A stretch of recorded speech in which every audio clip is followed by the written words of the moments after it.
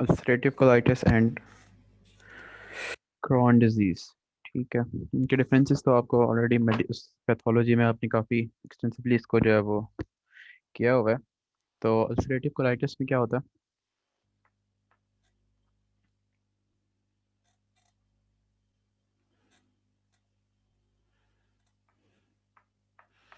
Ulcerative colitis का ये है कि इसकी जो है वो बेसिकली डिजीज़ जो होती है ना, वो कॉन्टीन्यूस फैशन में जो है वो रन करती है as compare to Crohn disease, जिसमें स्किप लीजन्स होती हैं। नॉर्मल म्यूकोजा होती है बीच में, उसके बाद डिजीज़ म्यूकोजा होती है और फिर नॉर्मल होती है। इस तरह स्किप लीजन्स होती हैं। ठीक है। अल्सरेटिव कोलाइटिस कोलाइटिस है, इसमें तो नॉर्मली ये इन्वॉल्व कर रहा होता है प्रोक्टम, यानी कि रेक्टम को, एंड कोलोन को मेनली। जबकि क्रॉन डिजीज़ जो है वो किसी भी साइड को जीआईटी के इन्वॉल्व कर सकता है, लेकिन ज़्यादा इन्वॉल्वमेंट जो है वो आइलियम की एंड कोलोन की होती है। ठीक है।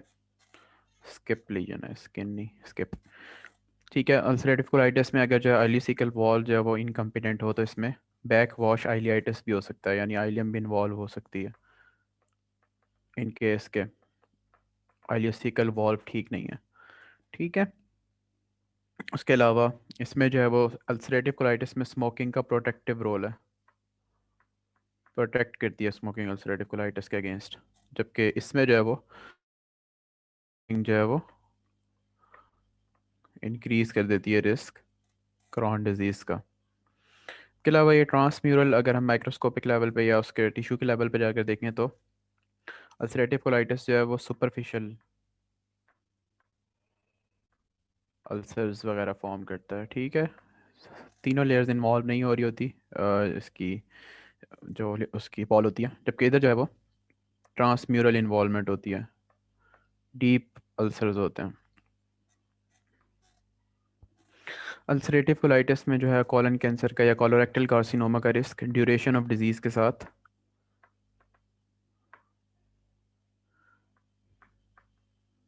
डायरेक्टली जो है वो ख़ासतौर पर 10 ईयर्स के बाद जो है कोलोरेक्टल कार्सिनोमा का रिस्क इंक्रीज़ हो जाता है, डिस्प्लेसिया वगैरह। और तो आपने उसके लिए सर्वेलेंस नहीं होती, कॉलोनोस्कोपी करवानी होती है ईयरली। ठीक है। हर साल एक अल्सरेटिव कोलाइटिस के पेशेंट करवाएंगे। कॉलन की इन्वॉल्वमेंट जो है वो ज़्यादा बड़ा रिस्क फैक्टर है एज़ कम्पेयर टू जितना जो है वो डायग्नो जल्दी स्टार्ट हुआ अल्सरेटिव कोलाइटिस, उतना ज़्यादा चांसेस होंगे इसके। अम, तो ये चीज़ें आपने ध्यान में रखनी है। जबकि क्रॉन डिजीज़ में भी है रिस्क, कॉलन की इन्वॉल्वमेंट अगर है तो उसमें रिस्क। उसके अलावा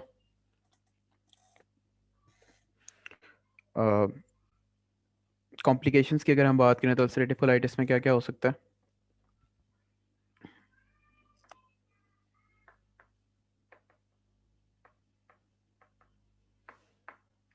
कॉलन जो है उसमें जो गैंग्लियन है वो डिस्ट्रॉय हो सकते हैं, जिसकी वजह से टॉक्सिक मेगाकोलन हो जाएगा। ठीक है। तो उसमें आपने वैल्यू याद रखनी, 6 सेंटीमीटर से ज़्यादा अगर डायामीटर है कॉलन का, तो इसका मतलब है कि टॉक्सिक मेगाकोलन हो चुका है। मतलब जो हिस्पेनिक डिजीज होती है ना, उसमें तो गैंग्लियन होते ही नहीं है।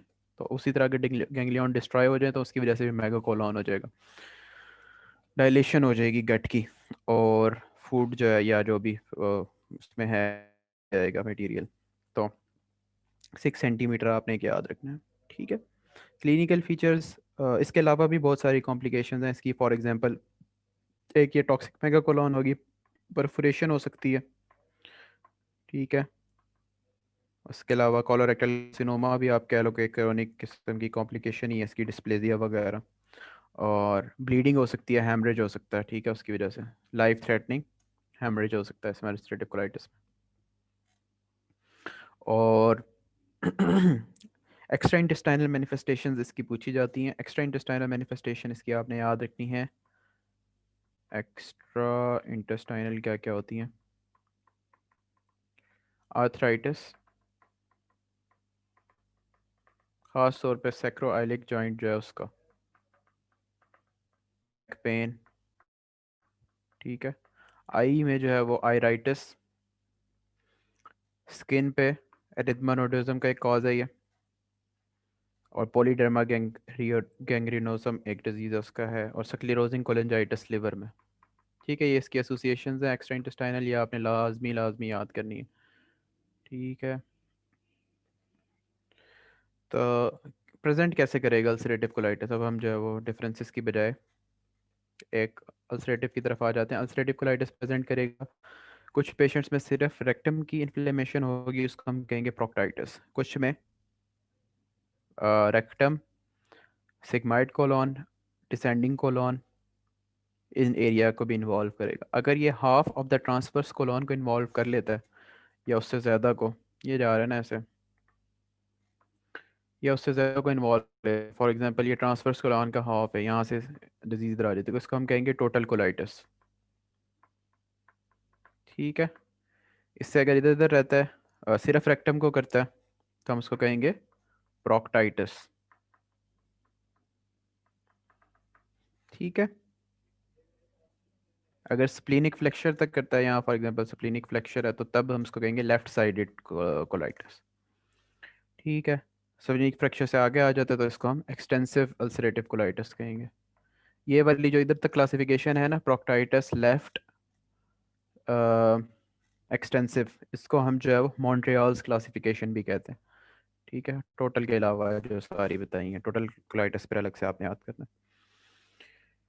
तो क्या होगा अगर तो सिर्फ रेक्टम को इन्वॉल्व करे, तो रेक्टम के जो सिम्टम्स होते हैं वो आगे हम रेक्टल कार्सिनोमा में भी पढ़ेंगे। रेक्टम के क्या सेगमेंट होते हैं कि इनकम्प्लीट बॉल एम्पटिंग के आपका जो है वो फीलिंग होती है आफ्टर डेफिकेशन, जो है वो इनकम्प्लीट एम्पटिंग की, तो उसको हम कहते हैं टेनिस्मस।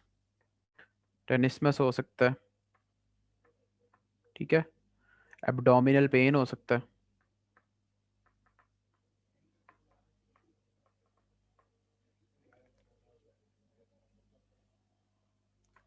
अर्जेंसी हो सकती है। अगर कॉलन को इन्वॉल्व करता है तो ब्लीडिंग हो सकती है। ठीक है, और डायरिया तो हो गई। तो ये वाले इसके साइन सिम्टम्स हो सकते हैं आपके पास। अब हम एक इसकी सिवेरिटी को हम कैसे जज करते हैं? सिवेरिटी हम जज करते हैं कि डायरिया कितनी दफ़ा हो रहा है दिन में। ठीक है, और एल्ब्यूमिन जो है वो कितनी है, वेट लॉस कितना हुआ है। ठीक है, तीन चीज़ें हम देखते हैं, डायरिया कितना हो रहा है, एल्ब्यूमिन कितनी है, वेट लॉस कितना हुआ है। उससे हमें पता लगता है इसकी सीवियर है कि नहीं। अगर एल्ब्यूमिन 3 मिलीग्राम पर डेसीलीटर से कम हो गई है, तो 3 ग्राम पर डेसीलीटर से कम हो गई है, तो ठीक है। हार्ट रेट बढ़ गया,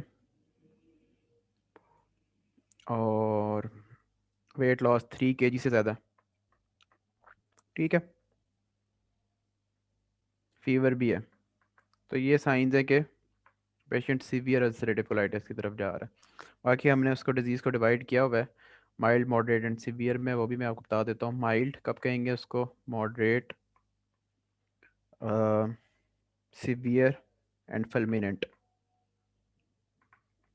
सबसे पहले आपने देखना है कि कितनी दफ़ा diarrhoea, less than 4 times diarrhoea है, मोर देन 4 टाइम है, मोर देन 6 टाइम्स है, मोर देन 10 टाइम्स है। ठीक है, दूसरी चीज़ आपने देखनी है सिस्टेमिक टॉक्सिसिटी के साइंस हैं कि नहीं इसमें।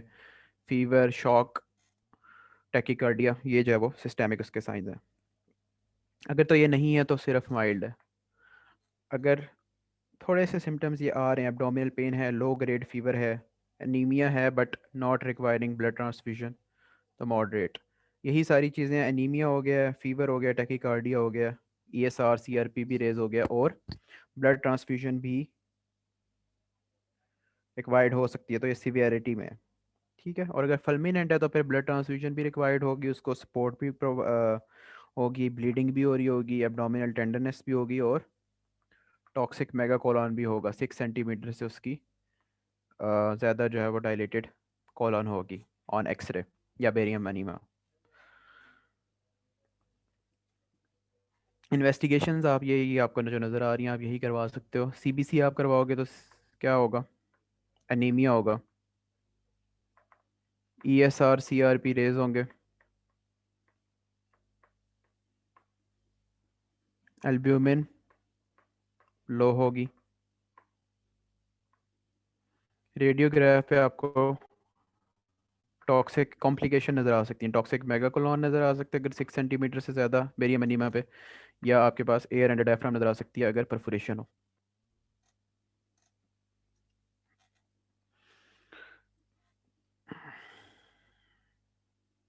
सिग्माइडोस्कोपी एंड कोलोनोस्कोपी, सिग्माइडोस्कोपी या कोलोनोस्कोपी पे आप डायरेक्टली जो है वो विजुअलाइज कर सकते हो म्यूकोजा को, ठीक है, और बायोप्सी भी ले सकते हो। उसमें आपको पस नज़र आ सकती है, आपको ब्लीडिंग म्यूकोजा नज़र आ सकती है, आपको हाइपरेमिक म्यूकोजा नज़र आ सकती है, ब्लीड टू टच हो सकती है म्यूकोजा अगर इन्फेक्टिव है, ठीक है। बेरियम एनीमा अगर आप करवाओगे रेडियोग्राफ में तो उस पर आपको क्रोनिक डिजीज में लेड पाइप अपीयरेंस नज़र आ सकती है। लेड पाइप अपीयरेंस क्या होती है? कॉन्स्ट्रिक्टेड या कॉन्ट्रैक्टेड फाइब्रोस्ड किस्म की जो है वो नैरो होती है कॉलन, ठीक है, उसको हम लेड पाइप कहते हैं। तो वो हो सकता है।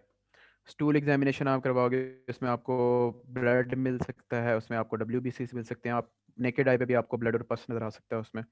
और आप जब ग्राम स्टेनिंग या उसके बैक्टीरियोलॉजी करवाओगे तो उसके ऊपर आप रूल आउट कर सकते हो कैम्फाइलोबैक्टर, शिगेला, अमीबी अमीबिक डाइसेंट्री। उनमें भी ब्लीडिंग होती है ना, इस वजह से उनको आपको रूल आउट करना है। मतलब ब्लीडिंग क्या कह रहा हूँ, ब्लडी स्टूल्स होते हैं, डाइसेंट्री होती है। शिगेला अमीबिक डाइसेंट्री हो सकती है, क्लोस्ट्रीडियम डिफिसाइल अभी हमने थोड़ी देर पहले डिस्कस किया था, एंड साइटोमेगालो वायरस हो सकता है, ठीक है। तो इनको आपने जो है वो स्टूल एग्जामिनेशन पे रूल आउट कर देना है। डिफरेंशियल डायग्नोसिस आपका क्या बनेगा अल्सरेटिव कोलाइटिस का? अल्सरेटिव कोलाइटिस में भी होती है ब्लीडिंग, क्रॉन डिजीज में भी हो सकती है, और डाइसेंट्री अभी हमने जितनी टाइप्स की है सारी की है ये हो सकती हैं। या कार्सिनोमा अगर हो, कोलोरेक्टल कार्सिनोमा, तो उसमें ब्लीडिंग होती है। बाकी ब्लीडिंग पर रेक्टम के मल्टीपल कॉजेज़ हैं, वो आपको आने चाहिए वैसे अपने क्लिनिकल के लिए। वो रेक्टम की वजह से भी हो सकती है ब्लीडिंग, एनल कैनाल में से भी हो सकती है, बाहर की स्किन से भी हो सकती है, और ऊपर आते जाओ तो सिग्माइड कॉलोन, आगे left sided colorectal, left right sided, यहाँ से कहीं से भी ब्लीडिंग हो सकती है। ब्लीडिंग पर रेक्टम के कॉजेज़ आपको बताने चाहिए। अच्छा,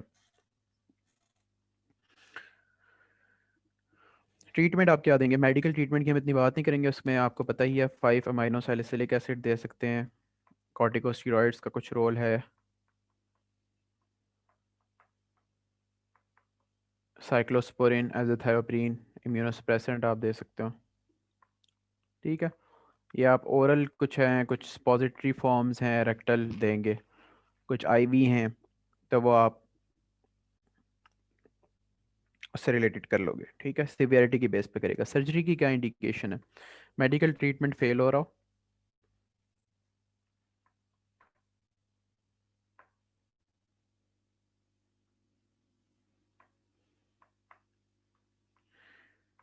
जब तक आप स्टीरॉइड्स देते रहो तब तक डिजीज सही रहे, जैसे ही आप करो तो छोड़ो उसको, तो रिलैप्स हो जाए, रिलैप्स या steroid dependency, multiple relapses, complication develop हो चुकी हुई हो, लाइक डिस्प्लेजिया आपको मिल जाए,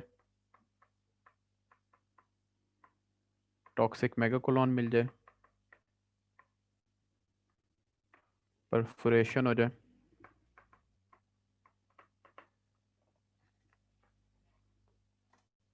ये सारी चीज़ें, या मेडिकल मैनेजमेंट की कॉम्प्लिकेशंस आना शुरू हो जाए, ग्लूकोकॉर्टिकॉइड्स के यूज़ की, इम्यूनोसप्रेसेंट के यूज़ की कोई कॉम्प्लिकेशन हो रही हो जिसकी वजह से वो कंटिन्यू ना रख सकते हो उसे, ठीक है। बाकी अगर फुलमिनेंट कोलाइटिस है, मतलब अचानक से उसको सारी डेवलप सिस्टेमिक टॉक्सिसिटी, ब्लीडिंग, ठीक है, ब्लड ट्रांसफ्यूजन रिक्वायरमेंट होगी उसकी, तो उसमें इमरजेंसी में करनी पड़ेगी आपको, टॉक्सिक मेगाकोलॉन में इमरजेंसी में करनी पड़ेगी, परफोरेशन में, लाइफ थ्रेटनिंग हेमरेज में, और acute complication of medical management, इसमें आपको इमरजेंसी सर्जरी करनी पड़ेगी। सर्जिकल प्रोसीजर्स होते क्या हैं इसमें अल्सरेटिव कोलाइटिस में? आपके पास जो सर्जिकल प्रोसीजर वो है restorative proctocolectomy. Procto means rectum, colectomy means colon. अब कितना कोलॉन निकालना है? पूरा ही निकालना है, ठीक है।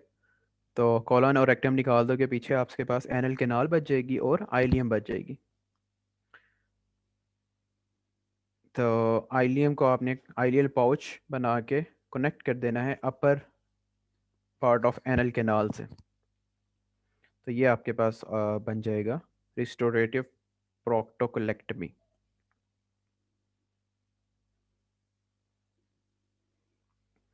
अगर पाउच एंड अगर आप ileal pouch and upper anal canal anastomosis नहीं कर सकते किसी भी वजह से, तो आप कोश कॉन्टिनेंट एलियोस्टमी कर दोगे, यानी आइलियम को आप बाहर निकाल दोगे बना के राइट आइलिक फोसा के अंदर, ताकि जो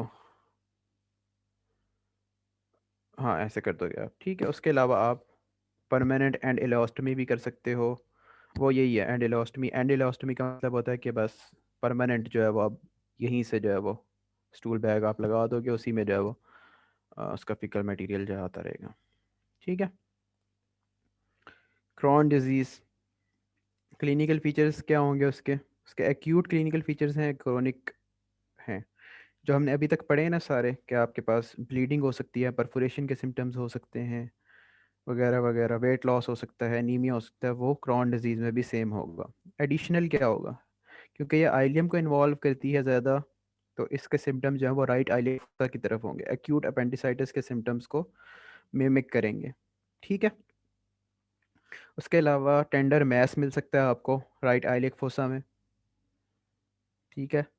परफोरेशन के सिम्टम्स के साथ साथ इंटेस्टाइनल ऑब्स्ट्रक्शन के सिम्टम्स मिल सकते हैं, फिस्टूला मिल सकते हैं, malabsorption, diarrhoea and perianal disease, इसके सिम्टम मिल सकते हैं। जबकि पेरी एनल डिजीज़ का कोई साइन जो है वो अल्सरेटिव कोलाइटिस में नहीं था, एनल कैनाल को या पेरी एनल एरिया को इन्वॉल्व नहीं कर रहा था। इन्वेस्टिगेशन सेम है, एनीमिया होगा, एल्ब्यूमिन कम होगी, ईएसआर सीआरपी रेज्ड होगा। स्मॉल बॉल एनीमा पे वहाँ पे कॉब आपके पास सूडोपोलिप्स वगैरह आपको मिल रहे थे, यहाँ पे आपको कोबल स्टोन्स अपीयरेंस मिलेगी। कोबल स्टोन अपीयरेंस क्या होती है?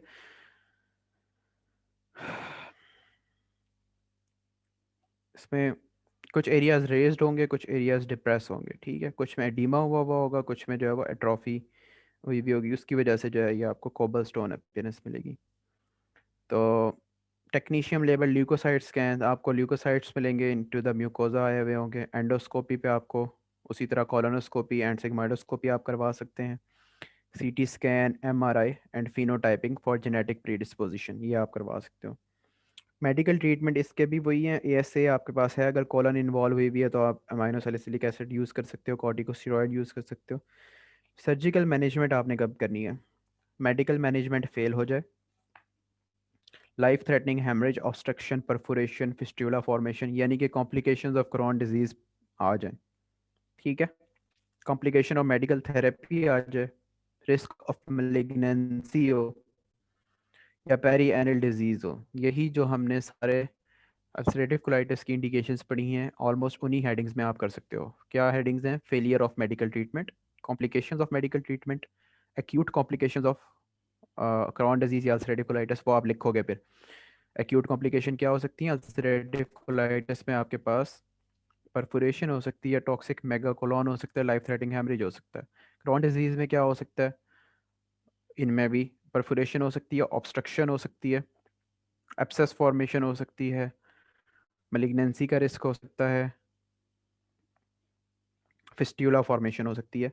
और एक एडिशनल जो इधर चीज़ है वो पेरी एनल डिजीज़ है। पेरी एनल डिजीज़ अगर प्रेजेंट है तो वो भी इंडिकेशन ऑफ सर्जिकल मैनेजमेंट है। सर्जिकल मैनेजमेंट क्रॉन डिजीज़ को क्योर नहीं करती, इसके साइन एंड सिम्टम्स को कम कर देती है, क्वालिटी ऑफ लाइफ को बेटर कर देती है। ट्रीटमेंट क्या है, सर्जिकल मैनेजमेंट क्या है इसकी? उसको कहते हैं longitudinal enterotomy with transverse anastomosis. For example ये गट का लूप जा रहा है,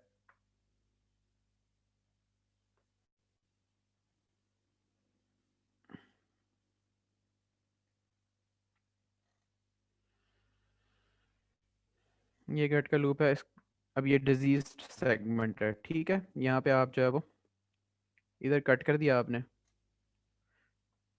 ठीक है।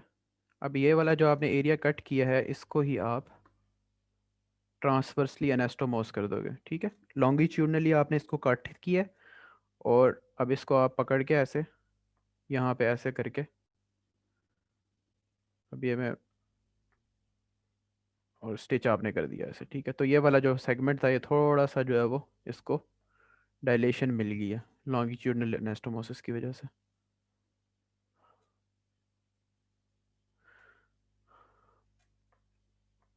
तो ये आप कर सकते हैं।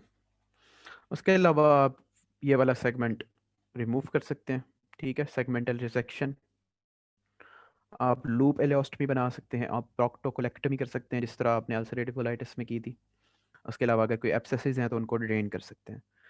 तो जितना सेगमेंट इन्वॉल्व होगा आप उसकी बेसिस पे देखेंगे। अगर रेक्टम और कोलन दोनों इन्वॉल्व हुई हुई हैं या वाइड स्प्रेड डिजीज है तो आप प्रोक्टोकोलेक्टमी कर दो। कोई एक जगह इन्वॉल्व हुई हुई है तो आप सेगमेंटल रिजेक्शन कर दो। अगर आइलियम इन्वॉल्व हुई हुई है तो आप आइलियम को स्टोमा बना दो, लूप एलियोस्टमी कर दो।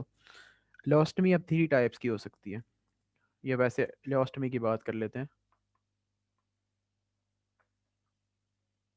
Loop, double barrel and ileostomy. ये आपकी स्किन है, ये आपकी जो है वो आइलियम जा रही है, ठीक है। अगर आप इस आइलियम को कट कर दो यहाँ से, ठीक है, और 2 लूप्स आपके पास बन जाएंगे, प्रॉक्सिमल है और डिस्टल वाला है, ठीक है। ये इस तरह जा रही है यहाँ से। इसको भी आप अलग से बाहर निकालोगे, इसको भी आप अलग से बाहर निकालोगे। तो जब आप इसको बाहर से देखोगे तो ये इस तरह डबल बैरल बना हुआ होगा। आपको डबल बैरल गन आपने देखी भी होगी, जिस तरह उसके 2 बैरल होते हैं ना गन के। पबजी तो खेलती होगे सब, तो इसमें जो है इस तरह डबल आपके पास बैरल नज़र आ रहा होगा। तो आपके पास कौन सी डबल बैरल रोस्ट में हो जाएगी ठीक है, अलग से आपने निकाला है। अगर आप ऐसे करोगे,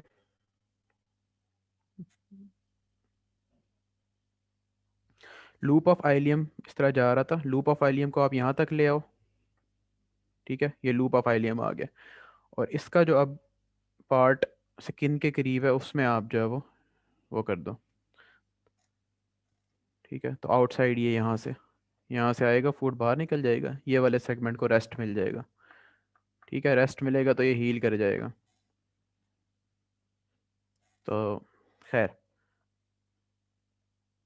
इसमें कोई डिजीज़ थी, हिस्पेंग थी आगे, या कोई फिस्टूला बना हुआ था, या कोई इन्फ्लेमेशन थी वगैरह, तो वो हील करेगी।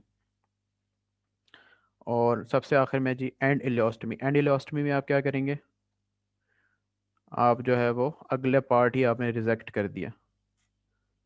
अगला पार्ट आपने रिजेक्ट कर दिया है तो फिर आपके पास सिर्फ प्रॉक्सिमल सेगमेंट रह गया। प्रॉक्सिमल सेगमेंट को आप बाहर निकाल दोगे, ये परमानेंट होगी क्योंकि अगला तो आगे कुछ है ही नहीं जोड़ने के लिए। और एंड इलियोस्टमी कहेंगे क्योंकि ये एंड आपने बाहर निकाला हुआ है, यहाँ पे एंड होगी उसकी, GIT। तो इनकी अपनी कॉम्प्लिकेशंस हैं। ये फिस्टूला ये आपने जो स्टोमा बनाया ये लीक कर सकता है। स्टोमा के साइडों से जो है वो अदर कंटेंट बाहर आ सकते हैं, ठीक है। इसमें इन्फेक्शन हो सकता है, इसमें डायरिया हो सकता है, इसमें फिस्टूला बन सकता है, प्रोलैप्स हो सकता है, ब्लीडिंग हो सकती है। इंटेस्टाइनल कंटेंट जो कंटेंट आएंगे वो एब्जॉर्ब नहीं होंगे तो फूड पार्टिकल्स बाहर आ रहे होंगे, ठीक है। तो ये वाली सारी कॉम्प्लिकेशंस हो सकती हैं इलोस्टमी एंड कोलोस्टमी की। कोलोस्टमी यूजली जो है वो राइट साइड पे, अगर सिग्माइड कोलोस्टमी आपने सिग्माइड कोलोन को आपने बाहर निकाला है तो वो राइट लेफ्ट आइलिक फोसा में होगी। अगर आपने आइलियम को बाहर निकाला है तो राइट आइलिक फोसा में होगी। और अगर आपने ट्रांसवर्स कोलोन को बाहर निकाला है तो वो लेफ्ट हाइपोकॉन्ड्रियम में होगी। तो ये आपने याद रखना है, कुछ चीज़ें हैं ये। बाकी स्किन में प्रॉब्लम हो सकते हैं, स्किन एक्सकोरिएशन हो सकती है, उसको आपने ध्यान में रखना। तो ये हमने क्यों पढ़ाई है, क्योंकि अभी हम जो डिजीज़ पढ़ने लगे हैं उसमें आपने यही काम करने हैं सारे। वो कौन सी डिजीज़ है, वो है कोलोरेक्टल कार्सिनोमा। नमाज का टाइम ब्रेक कर लेते हैं 10 मिनट्स। 5:40 पे आपने जो है वो दोबारा आ जाना है। कोलोरेक्टल कार्सिनोमा डिस्कस करेंगे हम। कोलोरेक्टल कार्सिनोमा हम पढ़ते हैं। रिस्क फैक्टर्स क्या है इसके, ओल्ड एज है, 50 ईयर्स अबव। डाइटरी फैक्टर्स हैं, जो फाइबर्स होते हैं ना, फाइबर वाली डाइट होती है, हाई फाइबर डाइट, वो इसके अगेंस्ट जो है वो आपको प्रोटेक्ट कर रही होती है। और एस्पिरिन जो होती है वो भी इसके अगेंस्ट तो नहीं वैसे, जो आपके पॉलिप्स होते हैं उसके अगेंस्ट जब आपको प्रोटेक्ट करती है।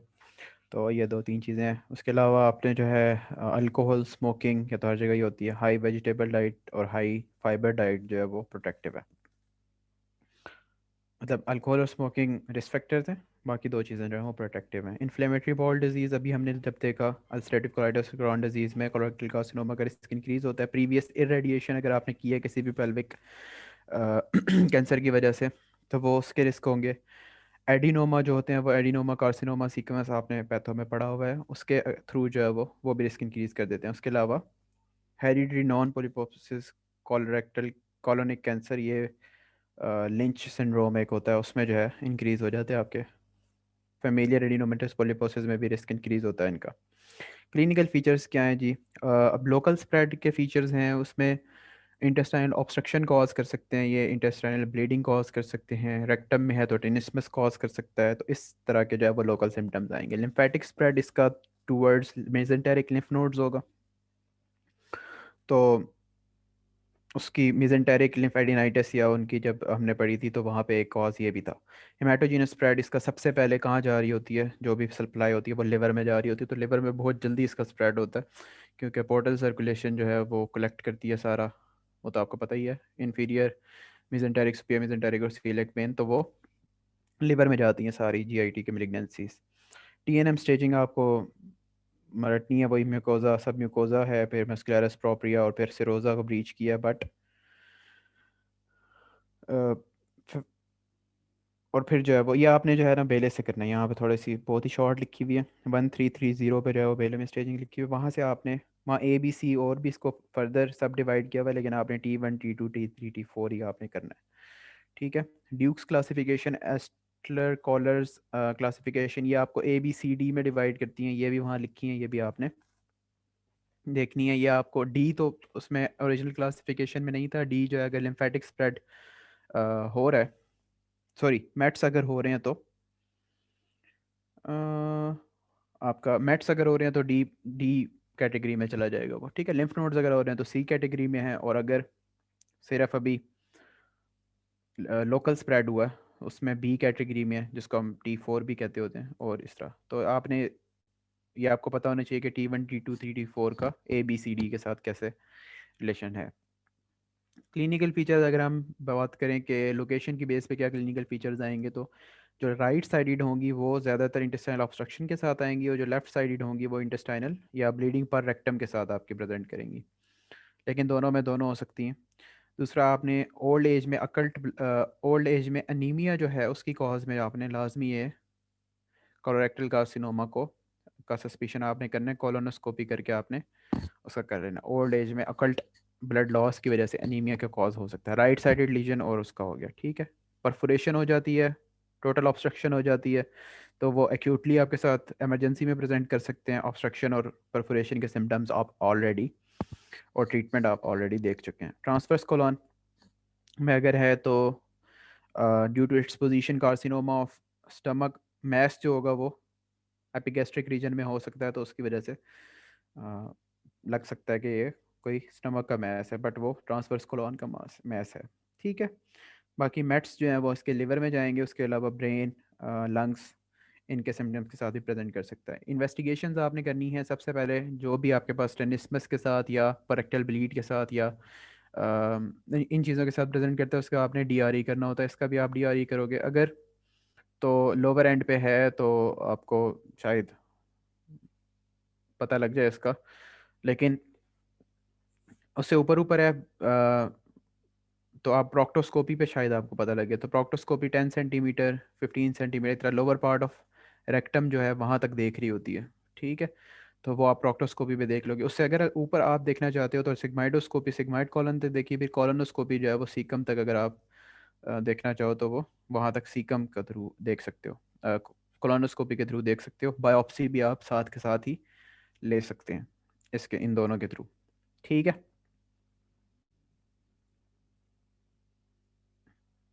बाकी सीटी चेस्ट एब्डोमेन आपको करवाना पड़ेगा लंग्स को देखने के लिए, ट्यूमर के वो उसको लिम्फ नोड्स को देखने के लिए, लिवर की इन्वॉल्वमेंट को देखने के लिए, तो वो आप करवाएंगे। उसके अलावा आप अगर उसको कोई और इन्वेस्टिगेशन करवाना चाहते हैं तो वो ट्रांस रेक्टल अल्ट्रासाउंड आपका है, अल्ट्रासाउंड आप कर सकते हैं। ठीक है। Double contrast barium enema use हो सकता है, लेकिन बट आपको यही बताएगा कि साइट पे जो है वो किस जगह पे है, आपको उसका एक्सटेंड नहीं पता लगेगा, उसकी स्टेजिंग नहीं पता लगेगी, बायोप्सी नहीं कर सकते आप, तो वो उसके लिए आप करना पड़ेगा। ट्रीटमेंट बेस करेगा कि किस जगह को इन्वॉल्व कर रहा है। ठीक है। सीकम को अब इसमें कैसे होता है, ड्यूडेनम जुजिनम आइलियम सीकम, उसके बाद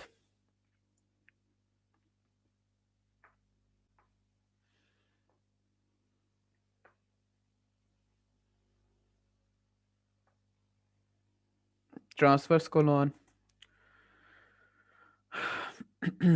और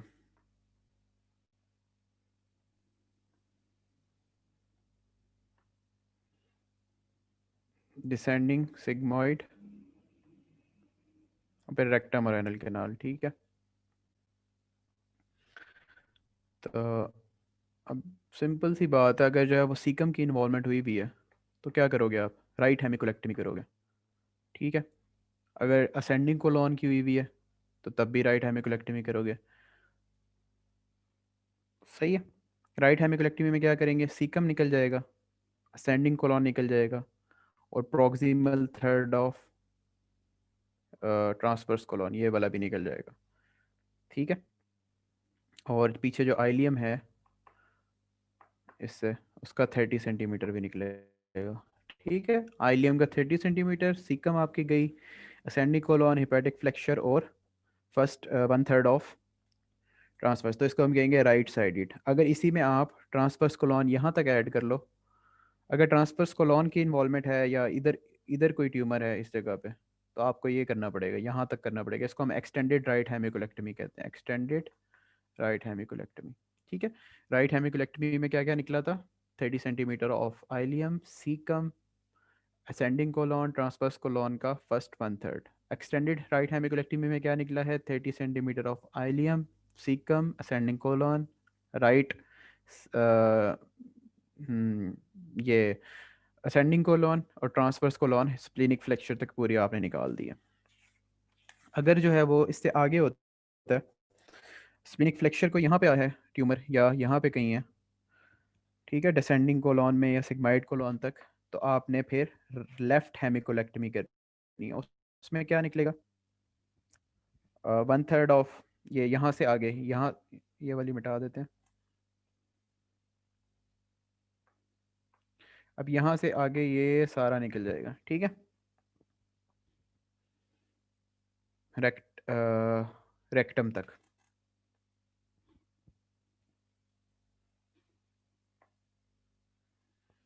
ठीक है। तो ये आपकी लेफ्ट हेमिकोलेक्टमी होगी। अब अगर रेक्टम में है तो फिर रेक्टम को हमने डिवाइड किया हुआ है 3 रीजन्स में। ठीक है। ये लंबी होगी है, ये एनल कैनाल है फॉर एग्जांपल आगे। ठीक है। यहाँ तक रेक्टम है, इसको हमने डिवाइड किया हुआ है 3 पार्ट्स में। फर्स्ट पार्ट में, सेकंड पार्ट में है तो आप जो है वो इंटीरियर रिजेक्शन करोगे। इंटीरियर रिजेक्शन में क्या होगा, आप एब्डोमेन को लेप्रोटमी इंसिजन से ओपन करेंगे। ठीक है। और वहाँ से जो है वो 4 सेंटीमीटर का जो है वो, नहीं एक मिनट, कितने सेंटीमीटर का आपने छोड़ा, 6 सेंटीमीटर, 2 सेंटीमीटर के आपने जो है वो ट्यूमर फ्री मार्जिन छोड़ने हैं, 2 सेंटीमीटर के ट्यूमर फ्री, और बाकी ट्यूमर को निकाल देना है सारे। साथ जो मीजोरेक्टम है उसको भी जो है वो एक्सरसाइज करेंगे, वो अभी हम देखते हैं कि किस तरह करेंगे। मीजोरेक्टम को मीजोरेक्टम को निकालना है आपने, और साथ रेक्टम को निकालना है, और 2 सेंटीमीटर के ट्यूमर फ्री मार्जिन छोड़ने हैं आपने। ठीक है। और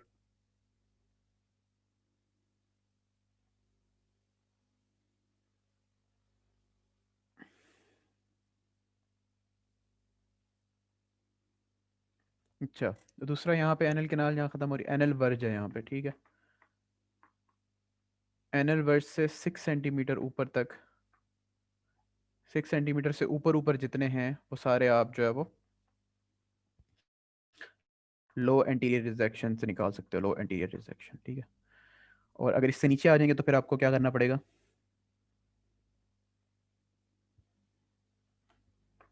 एब्डोमिनो पेरिनियल रिजेक्शन, इसमें एंटीरियर रिजेक्शन मतलब वो एब्डोमेन भी आप ओपन करोगे मिड लाइन एब्डोटमी से, एक सर्जन ऊपर से कर रहा होगा और एक जो है वो पेरिनियल रीजन से, यहाँ से जो है वो नीचे वाला पार्ट जो है ना वाइनल कैनाल वगैरह का जो पार्ट है वो यहाँ से कर रहा होगा। सही है। तो ये आप जो है वो इस तरह देखोगे कि कहाँ से क्या है। तो एक दफ़ा मैं रिवाइज कर देता हूँ दोबारा। अगर सीकम में मैस है या असेंडिंग कॉलन में है या स्प्लेनिक फ्लेक्चर के पास है,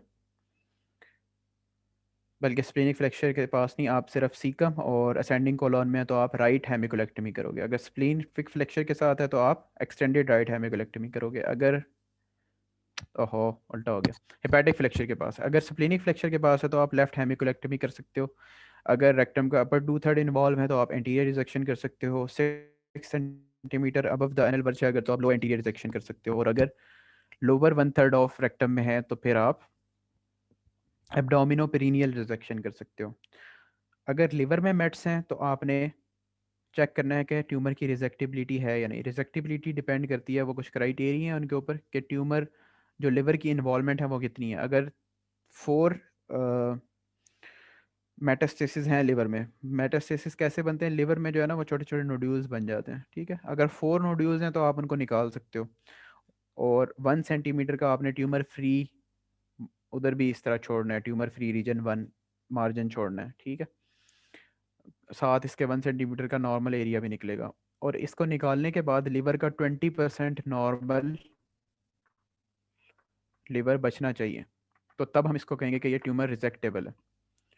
ठीक है, तब हम साथ लिवर की रिजेक्शन भी करेंगे, जिस पार्ट में ट्यूमर था वो निकालेंगे लिवर का, और यहाँ से ये जो जो भी हम कर रहे हैं यहाँ पे हेमिकोलेक्टमी या जिस तरह भी कर रहे हैं वो करेंगे। अगर तो नहीं तो फिर आपने करना है, आपने देनी है कीमो। बल्कि दो दो तरीके हैं आपके पास। आपने करना है जो पोर्टल वेन है ना राइट साइड, उसको एम्बोलाइज कर देना।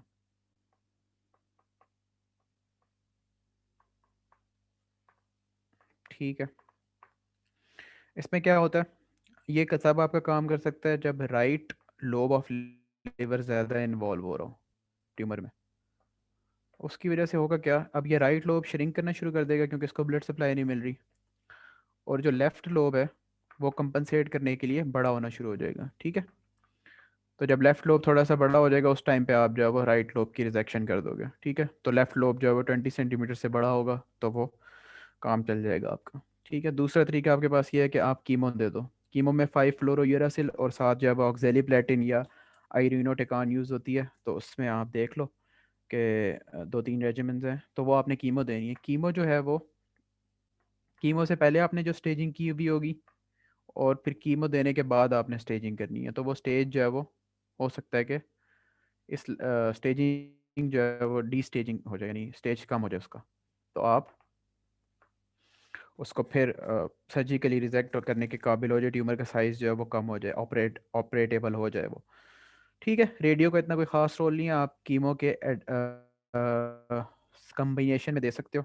उसके अलावा न्यू एडजुवेंट कीमो जो बिफोर सर्जरी दी जाती है उसकी ये बात होगी आपके पास साथ, और एडजुवेंट जो आफ्टर सर्जरी दी जाती है तो उसका कोई ख़ास इतना बेनिफिट नहीं है, लेकिन दी जाती है तो दी जाती है। साथ आपने 5-फ्लोरोयूरासिल के फोलिनिक एसिड देना है, ऑक्जेलिप्लेटिन के साथ दे सकते हो इसको, या आयरनोटिकॉन के साथ दे सकते हैं।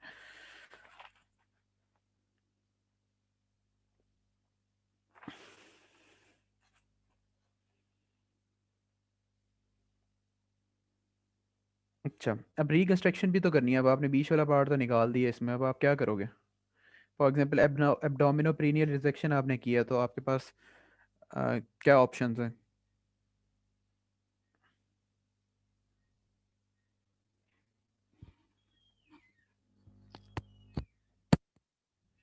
हेलो, आपने ऊपर से जो है वो डिस्टल एंड ऑफ रेक्टम भी निकाल दिया, वो किया है, मतलब रेक्टम भी आपने निकाल दिया है। ठीक है, एब्डोमिनो पेरिनियल रिसेक्शन में, और नीचे से पेरिनियल रीजन से जो है वाइनल कैनाल भी आपने निकाल दिया, तो अब क्या आपके पास बच गया, अपर पार्ट ऑफ कोलान ही बच गया है, या थोड़ा बहुत जो है वो शायद रेक्टम हो। नहीं, रेक्टम आपका पूरा निकल जाएगा, तो वो कॉलन बच गया। अब कॉलन का आपने बाहर निकाल देना, कोलोनोस्टमी बना देनी है, ठीक है। जबकि एंटीरियर रिजेक्शन में आप एनास्टोमोसिस कर सकते हो, आपके पास एनल कैनाल बची हुई है, उसको आप जो आपका या रेक्टम भी बचा हुआ है अगर थर्ड पार्ट, तो ऊपर जो कॉलन आपने कट किया उसको जो है वो उसके साथ मिला दोगे। या हार्टमैन्स ऑपरेशन होता है एक, हार्टमैन्स ऑपरेशन में क्या करते हैं, लोअर स्टंप जो होता है ना, ये लोअर पार्ट जो होता है, इसको बंद कर देते हैं और ऊपर जो वाले को जो है वो कोलोस्टमी बना के बाहर निकाल देते हैं। तो एंड कोलोस्टमी इसलिए कि वो परमानेंट होगी, एंड है बस जीआईटी का, तो वो आप ये सारे जो है वो प्रोसीजर बाद में कर सकते हैं साथ साथ।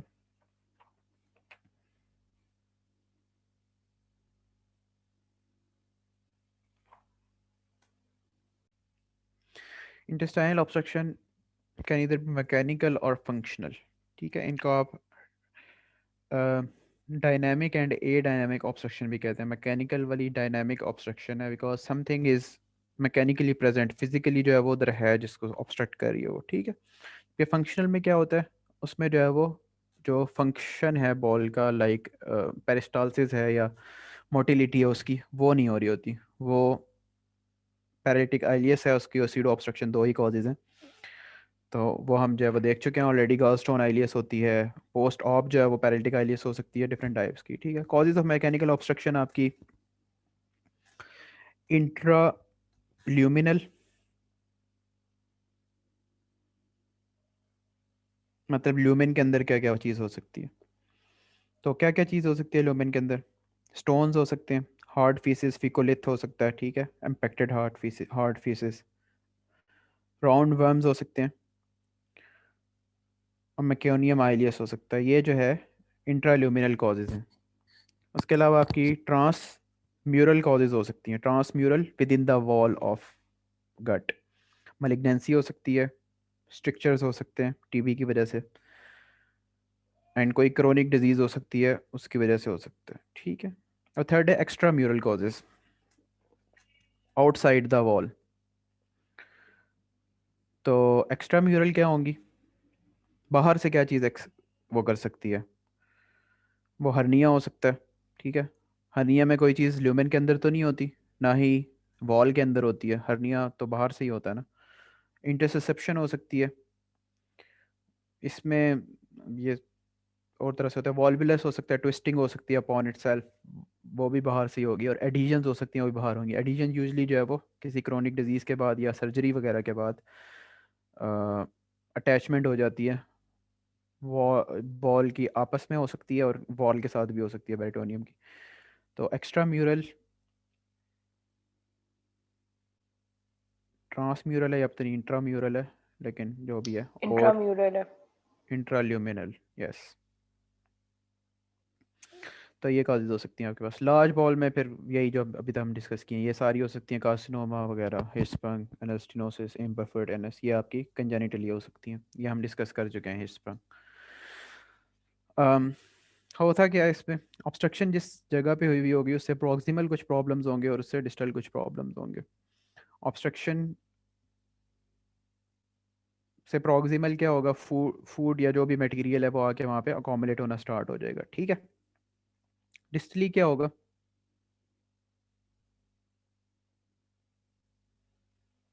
अच्छा पहले ये देखते हैं उससे।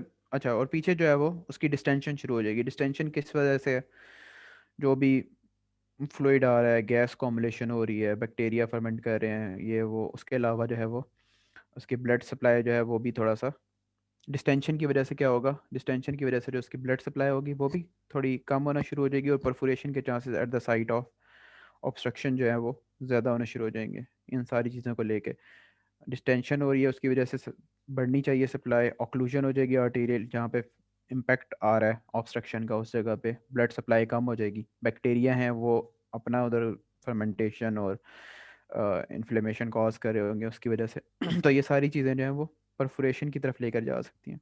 डिस्टल क्या होगा, जो गट है वो अपने जो है वो सिक्रीशंस वगैरह जो है वो प्रोड्यूस करती रहेंगी, ठीक है।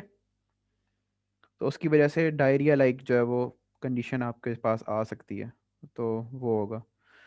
उसके अलावा जब बॉल साउंड्स में क्या होता है, थोड़ी देर तक जो है वो बॉल साउंड्स इंक्रीज होती हैं और उसके बाद आहिस्ता आहिस्ता कम होती जाती हैं, ख़त्म हो जाती हैं। ठीक है, थक जाती है गट।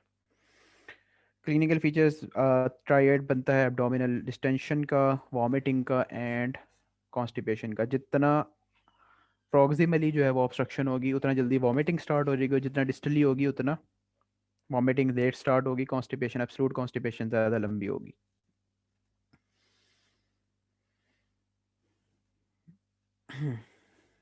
अदर फीचर्स क्या हो सकते हैं? डिहाइड्रेशन, हाइपोकैलेमिया, फीवर हो सकता है साथ, अगर परफोरेशन, इस्कीमिया, इन्फ्लेमेशन है, या सेप्टिक शॉक हो सकता है जो गट के अंदर अपने उसके इन्फेक्शन वगैरह हो रहा है।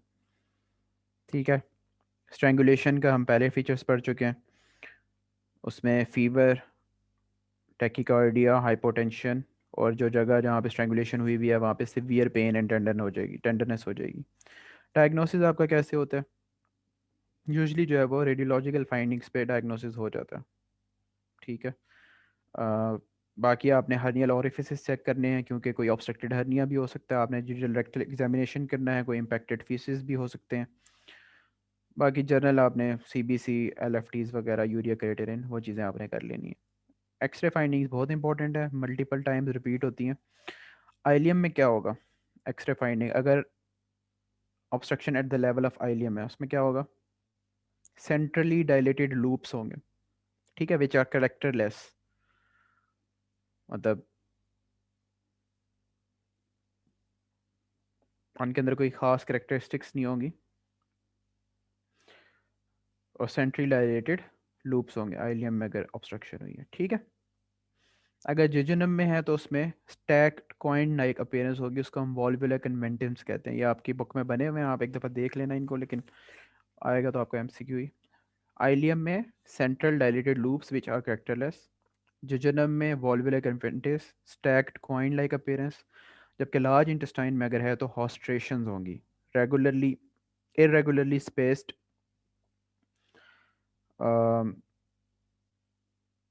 डायलिटेशन टाइप होंगी। ये अब यहाँ बनी भी नहीं हुई, लेकिन ये आपको नज़र आएगा। ठीक है, उसके बाद आप सीटी स्कैन पे लेवल ऑफ ऑब्स्ट्रक्शन देख सकते हो, डिग्री ऑफ ऑब्स्ट्रक्शन देख सकते हो, वॉल्वुलस हर्निया, ठीक है, ल्यूमिनल कॉज है, म्यूरल कॉज है, इस्कीमिया है या नहीं, फ्री गैस या फ्लूइड है नहीं, ये सारी चीज़ें आपको सीटी स्कैन पे अच्छी तरह पता लग जाएंगी। एक्सरे फाइंडिंग्स बहुत अच्छे से याद करनी है इसके आपने। ट्रीटमेंट क्या है? पेशेंट को एनपीओ करना है, नेजोगैस्ट्रिक एस्पायरेशन करनी है, फ्लूइड इलेक्ट्रोलाइट्स देने हैं, कैथेटराइजेशन करनी है, urine output and input, fluid input और यूरिन आउटपुट आपने मेजर करना है, एंटीबायोटिक्स देनी है, इन्फेक्शन के चांसेस हाई हैं, और हाइपोकैलीमिया अगर है तो वो आपने करना है। ठीक, सही है। सर्जरी में क्या करना है आपने? आपने बहुत देर नहीं करनी इसमें। ठीक है, with in 72 hours, with in a day जो है वो आपने इसको ओपन करके रिलीव करना है ऑब्स्ट्रक्टेड ऑब्स्ट्रक्शन को। ठीक है, कुछ एक्सेप्शन है उसमें, आई थिंक एडिशंस में,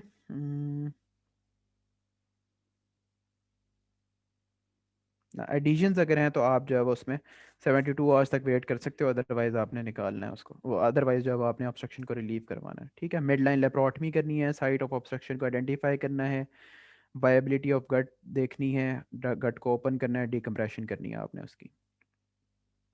ठीक है, नॉन वायबिलिटी आपको कैसे पता लगेगी? देख के पता लग जाएगी, कलर उसका, जिस तरह आपने टेस्टिस में देखा था, हर्निया में देखा था स्ट्रैंगुलेटेड, अगर नॉन वायबल है तो उसका कलर चेंज नहीं होगा। ऑक्सीजन जब आप उसको देंगे तब भी उसका कलर चेंज नहीं होगा, पेरिस्टाल्सिस उसमें कोई नहीं होगा, लस्टरलेस होगी, फ्राइबल होगी, फ्लैबी थिन होगी। ठीक है, शाइनी, शाइनी है, फर्म है, पेरिस्टाल्सिस हो रहा है उसके अंदर, मिजेंट्री ब्लीड कर रही है प्रिक करने पे, तो ये सब वायबिलिटी के साइंस हैं। कॉम्प्लिकेशंस क्या हो सकती हैं? मल्टी ऑर्गन किसी भी तरह का फेलियर हो सकता है, acute respiratory distress syndrome, renal failure, septic shock हो सकता है, पेरिटोनाइटिस हो सकता है, हाइपोवोलेमिक शॉक वगैरह कुछ भी हो सकता है। ठीक है, तो एडिशंस के मैंने आपको बताया, एडिशंस में आपने उसके मल्टीपल कॉजेज हो सकते हैं, कोई भी इस्कीमिया हुआ है, ठीक है, एनास्टोमोसिस किस की वजह से ट्रॉमा हुआ है, वास्कुलर ओक्लूजन हुई है, फॉरेन बॉडी है, इन्फ्लेमेटरी कंडीशंस हैं, ट्यूबरकुलोसिस, पेरिटोनाइटिस या रेडिएशन एंट्राइटिस, ये एडिशंस के कॉजेज होते हैं। ठीक है, एडिशंस में एक्स्ट्रा क्या सिम्टम आएगा आपके पास? हिस्ट्री बस आपके पास या प्रीवियस रेडिएशन की, उसके अलावा बाकी सारा कुछ वही होगा। ट्रीटमेंट आपने बिल्कुल सेम है इसका। इंट्रावीनस फ्लूइड एनजी पे आपने एस्पायरेशन कर लेनी है उसकी, एनपीओ कर दिया आपने, इलेक्ट्रोलाइट ठीक कर दिया उसकी। 72 आवर्स तक देखना है, ये डिफरेंस है एक। बाकियों में 24 आवर्स तक यूजली आप देखते हो। इसमें 72 आवर्स तक आपने देखना है, सर्जरी करनी है, एडिशंस को आपने वो करना है, लाइसिस एडिनोलाइसिस करना है, एंड लेप्रोस्कोपिक भी प्रोसीजर कर सकते हो और बंद कर देना है, ठीक है। अदर रिकरेंट एडिशंस हैं तो आप क्या कर सकते हो, बार बार उसकी एडिशनलाइसिस कर सकते हो। नोबल्स प्लाइकेशन इनके नेम करने हैं आपने। इंटेस्टाइनल इंट्यूबेशन कर सकते हो, और चार्ल्स फिलिप्स ट्रांस मीजेंटेरिक प्लाइकेशन, ये डिफरेंट प्रोसीजर्स हैं आप एडिशंस को रिकर होने से रोकने के लिए। Noble's plication, Charles Phillips transmesenteric plication, recurrent adhesiolysis and intestinal intubation. बाकी प्रिवेंशन कैसे हो सकती है, जेंटल हैंडलिंग हो सकती है बॉल ड्यूरिंग सर्जरी, स्पिलेज नहीं करनी कंटेंट्स की, ड्रेन सही तरह डालनी है, minimal contact with gauze, good surgical technique, ये इससे आपको सिर्फ हो सकता है। Obstruction due to bands, different किस्म के जगह पे बैंड्स बन सकते हैं, उसकी कॉजेज़ हैं वाइट vitello vitello intestinal duct, Ladd's band और मेंटल band, surgical fibrous band, tubercular band. इतना इंपॉर्टेंट नहीं है ये, बस आपने नेम्स करने हैं इसके। वॉल्वुलस इंपॉर्टेंट है। वॉल्वुलस में क्या होगा, twisting of loop upon itself, उसकी वजह से क्या होगा मसला, जो ब्लड सप्लाई है वो बंद हो जाएगी ना।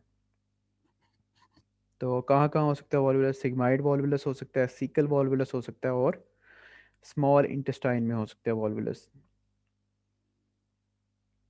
हो तो कहीं पे भी सकता है, स्टमक में और गॉल ब्लैडर में भी हो सकता है, लेकिन इतना कुछ नहीं है। तो सीकल वॉल्वुलस, सीकम में वॉल्वुलस कब होगा, फीमेल्स में कॉमन है, और टिपिकली बेरियम एनीमिया पे कैसे शो होता है, bird beak deformity, barium enema पे। तो होगा क्या, जो जो वॉल्वुलस जहाँ पे वॉल्वुलस बना होगा वहाँ पे जाके जो है वो बेरियम एनीमिया से आगे नहीं जाएगा, सीकम को जो है वो कवर नहीं करेगा ना, आगे जाएगा ही नहीं। तो एब्सेंस होगी बेरियम की इन द सीकम, ये इसको बर्ड बीक डिफॉर्मिटी कहते हैं। ठीक है, रिससिटेशन करनी है आपने, ओपन करना है एंड ट्विस्टिंग करनी है, वायबल है तो ठीक है, उसको फिक्सेट कर देना है लेटरल एब्डोमिनल वॉल से, या स्टोमा बना देना है उसका।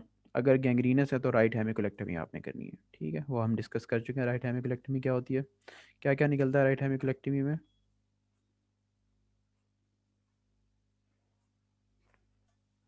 30 centimeter ileum, cecum, 30 ascending centimeter of colon. ileum, sigmoid colon, Wait, right की extended बात हो रही है? राइट साइड पे सीकम निकलेगी, और हाँ, ascending असेंडिंग कॉलन colon, निकलेगी। hepatic hmm flexure, and 1/3 of transverse. और आइलियम कितनी, 30 30 centimeter. centimeter. ठीक है। सिग्मॉइड अगर है तो वो भी आपका क्लॉकवाइज हो सकता है, एंटी क्लॉकवाइज हो सकता है, यूजुअली जो है वो एंटी क्लॉकवाइज होता है। ठीक है, उसमें आपके पास क्रोनिक कॉन्स्टिपेशन आएगी, लैक्सेटिव्स के यूज़ के बाद भी वो ठीक नहीं हो रही होगी। और अगर यही वॉल्वुलस, अब ये समझाना थोड़ा मुश्किल है, लेकिन आइलियम भी इसके साथ इन्वॉल्व हो रही हो ना, तो उसको आप कंपाउंड वॉल्वुलस कहते हैं, नॉटिंग वॉल्वुलस या कंपाउंड वॉल्वुलस। उसमें आइलियम बेस ऑफ सीकम के पास होती है, ठीक है, सॉरी सिग्मॉइड के पास होती है, तो वो जो है आपस में एक दूसरे के वो हो जाते हैं। उसके प्री डिस्पोजिंग फैक्टर्स क्या हैं इन सारों के ही, सिग्मॉइड वॉल्वुलस के भी दूसरे के भी, डायबिटिकुलाइटिस है कोई, मीजोकोलोन लॉन्ग है, ठीक है, और overloaded redundant pelvic colon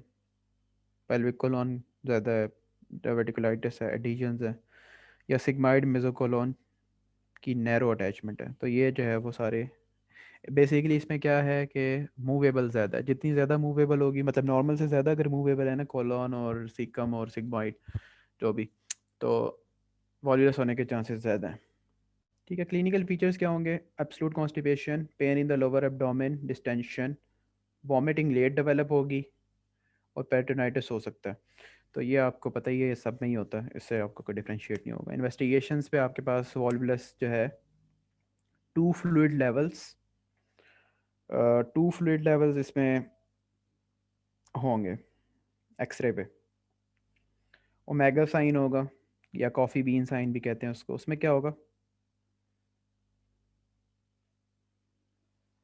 distended loop of colon जो होगा ना, वो आपको नज़र आ रहा होगा उसके ऊपर, लाइक कॉफ़ी। ये बुक में जो जिस तरह बना हुआ है ना आपका, ये देखो ये ऐसे है ना, तो ये ऐसे, ये डिस्टेंडेड लूप ऑफ एब्डोमेन, ये आपका जो है वो, ये ओमेगा साइन भी लग रहा है आपको, और कॉफ़ी बीन जो होता है ना ऐसे, अब ये मैं बन नहीं रहा मेरे से, लेकिन ऐसे होता है एक वो कॉफ़ी बीन, उसकी देख लेना कॉफ़ी बीन्स, उसमें उस तरह का नज़र आ रहा होता है। टू फ्लूइड लेवल्स होते हैं, ये लिख लो। और dilated loop running diagonally from right to left, ठीक है। राइट हाइपोकॉन्ड्रियम से राइट, उल्टा हो गया, राइट हाइपोकॉन्ड्रियम से टुवर्ड्स लेफ्ट आइलिक फोसा, इस तरह एक डायलेटेड लूप सा रन कर रहा होता है। तो ये फाइंडिंग्स हैं कुछ, आपको एक्सरे पे मिलेंगी। बेंट इनर ट्यूब साइन भी कहते हैं इसको, बड़े नाम है इसके, coffee bean sign, omega sign, bent inner tube sign, पता नहीं क्या क्या। ट्रीटमेंट क्या है, रिससिटेट करना है आपने, सिग्माइडोस्कोपी करके देख लेना है, ओपन कर लेना है, रीट्विस्ट कर, मतलब डी ट्विस्ट कर देना है, अनट्विस्ट कर देना है उसको। गैंग्रीनस है तो आपने निकाल के डबल बैरल कोलोस्टमी बना देनी है, गैंग्रीनस नहीं है तो उसको अटैच कर देना है वॉल के साथ, सिग्माइडोपेक्सी, जिस तरह हमने सीको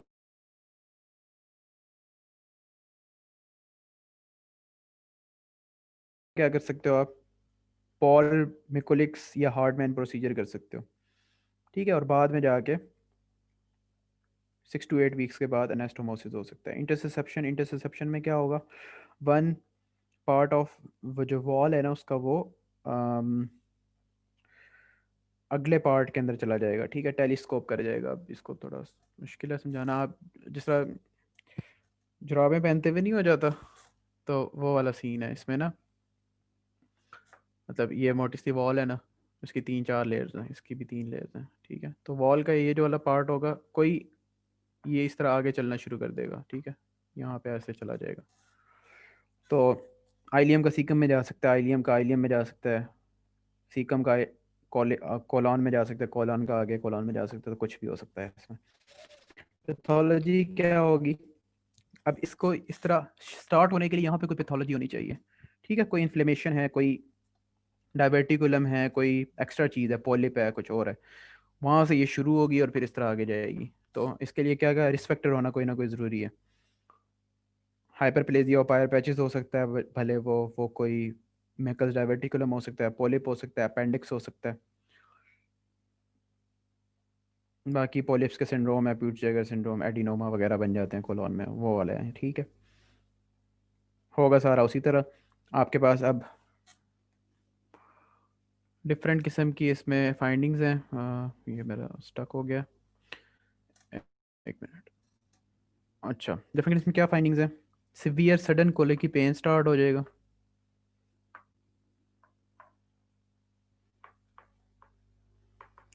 बच्चों में कॉमन है ये भी, हाँ चिल्ड्रन में कॉमन है, मैकल्स डायबिटिकुलम, अपेंडिसाइटिस, ये सारे इसमें।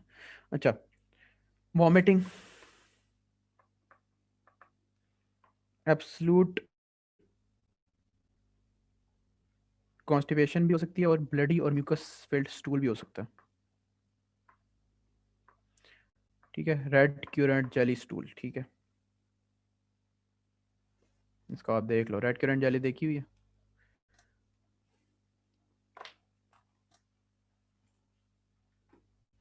तो वैसा स्टूल होगा इसमें, ठीक है। और क्या फाइंडिंग्स होगी, डांस साइन होगा। डांस साइन क्या होता है,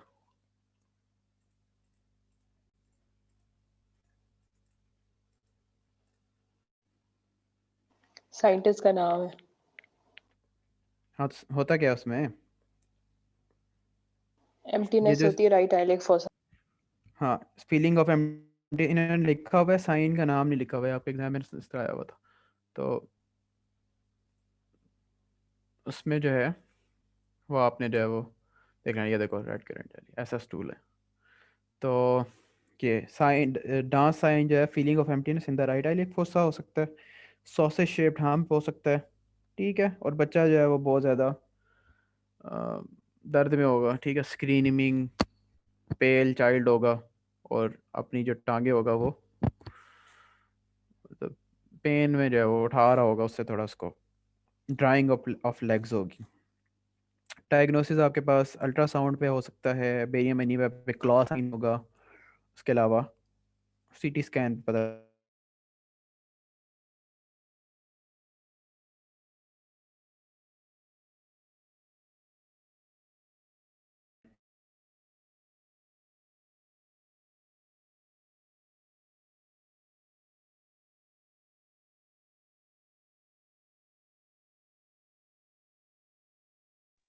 अब्दुल्ला आवाज नहीं आ रही है अगर बोल रहे हो तो।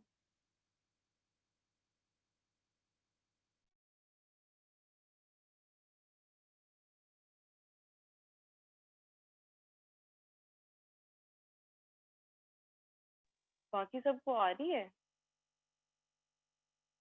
नहीं, कोई आवाज नहीं आ रही। एक सेकंड चैट में डालते हैं। मैं तूबा को क्यों मैसेज कर रही हूँ चैट में कि आवाज। ट्रीटमेंट इज क्लॉ साइन जो है वो डायग्नोसिस के लिए आपके ज़रूरी है, और सीटी स्कैन पे जो है वो फिर आप डायग्नोस कर सकते हो अगर इस पे नहीं हो रहा। Resuscitation, treatment is resuscitation and management. अगर 24 आवर से पहले आ जाता है आपके पास तो हाइड्रोस्टैटिक रिडक्शन परफॉर्म की जा सकती है। प्रेशर से जो है वो नॉर्मल सलाइन या कोई भी बेरियम एनीमा वगैरह आपने रेक्टम के थ्रू जो है वो इंसर्ट करना है, वो उसको बैक पे पुश करके कर देगा, ठीक है। अगर 24 आवर से ज़्यादा हो गया या आपने हाइड्रोस्टैटिक रिडक्शन परफॉर्म करने की ट्राई की और फेल हो गई है तो आपने सर्जरी करनी है। सर्जरी में आप ओपन करोगे फिंगर से जो है वो नेक ऑफ इंटरसेप्शन जहाँ पे है उससे आहिस्ता आहिस्ता जो है वो उसको रिड्यूस करोगे। कोप्स मेथड है ये। अगर इरिड्यूसेबल है, स्ट्रैंगुलेटेड है और गैंग्रीनस है तो आपने ने कहा एक्सीजन कर देनी है और एंड टू एंड एनास्टोमोसिस कर देना है। जो पार्ट निकाल दोगे आप और बाकी जो दो आपके पास प्रॉक्सिमल डिस्टल सेगमेंट बचेगा उनको एनास्टोमोस कर देना है आपने, ठीक है।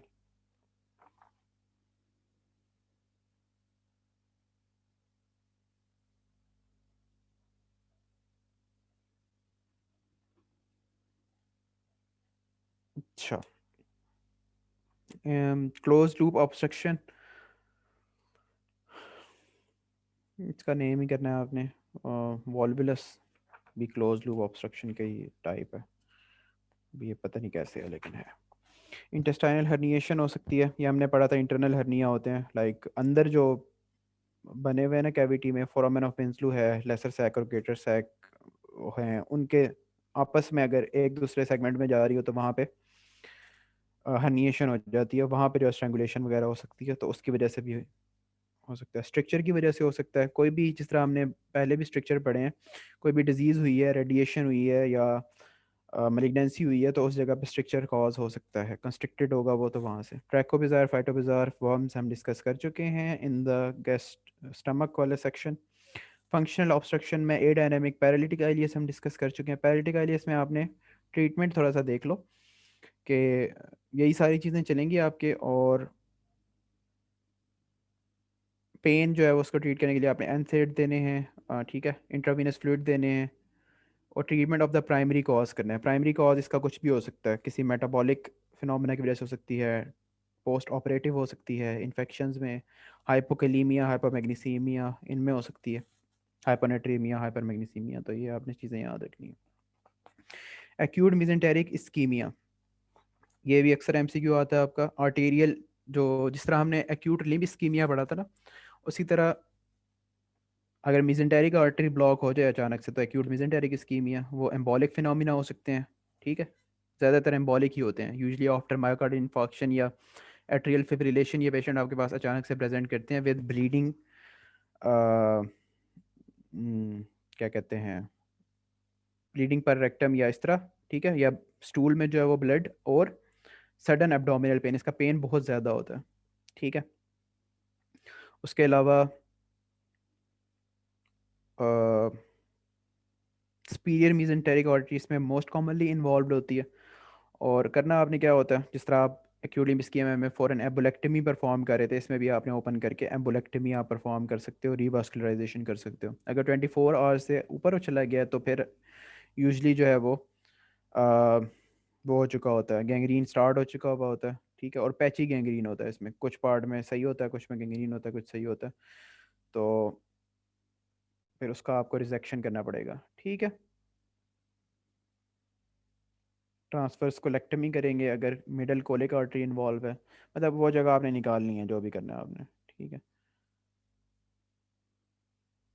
रिजेक्शन करने के लिए। और री लुक करने के लिए आपको दोबारा भी सर्जरी करनी पड़ सकती है कि गैंग्रीन बढ़ा तो नहीं। अगर गैंग्रीन बढ़ गया तो फिर वो वाला सेगमेंट भी आप रिजेक्ट करते जाओगे। 2 आवर्स का टाइम है, 5 पे तो शुरू किया हमने।